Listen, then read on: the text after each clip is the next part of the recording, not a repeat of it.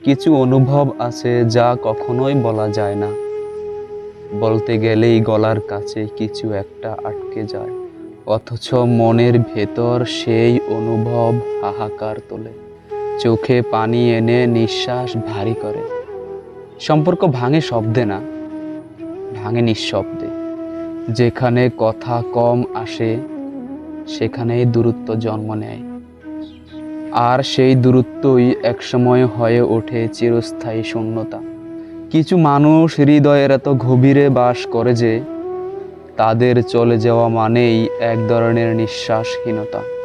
তাদের আর কখনোই ছুঁতে না পারলেও মনে মনে তাদেরকে প্রতিদিনই স্পর্শ করি।